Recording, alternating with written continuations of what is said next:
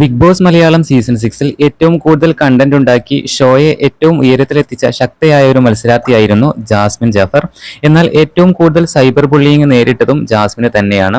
Big boss Malayalam ചരിത്രത്തിൽ ഇതുവരെ കണ്ടിട്ടില്ലാത്ത ഒരു വ്യക്തിത്വമായിരുന്നു ജാസ്മിൻ്റേത്. ഷോയുടെ തുടക്കം മുതൽ അവസാനം വരെ ജാസ്മിനാണ് ഏറെ ശ്രദ്ധയാകർഷിക്കപ്പെട്ടത്. ഏറെ സൈബർ അറ്റാക്ക് നേരിട്ടിട്ടും അടിപതറാതെ മുമ്പോട്ട് പോകുമെന്ന് തെളിയിച്ച ഒരു മത്സരാർത്ഥിയായിരുന്നു ജാസ്മിൻ. അച്ഛനുണ്ടാക്കിയിരുന്ന ലക്ഷങ്ങളുടെ കടമാണ് തന്റെ പ്രായത്തിൽ ജാസ്മിൻ വീട്ടിയതും കുടുംബത്തെ രക്ഷിച്ചതും. കൊല്ലംകാരിയാണ് ജാസ്മിൻ ജാഫർ. ഉപ്പയുടെയും ഉമ്മയുടെയും മൂത്ത മകളാണ് ജാസ്മിൻ.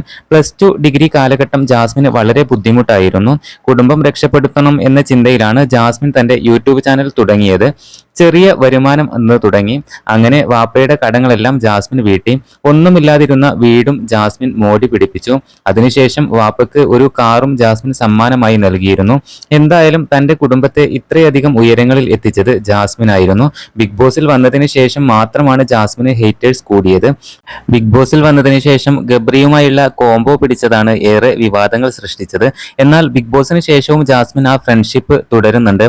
എന്നാൽ എല്ലാവരും ബിഗ് ബോസിലെ ആ കാര്യങ്ങളെല്ലാം തന്നെ ഒരു ഗെയിമിന്റെ ഭാഗമായി എടുത്താൽ തീരാവുന്ന പ്രശ്നമേ ഉള്ളൂ.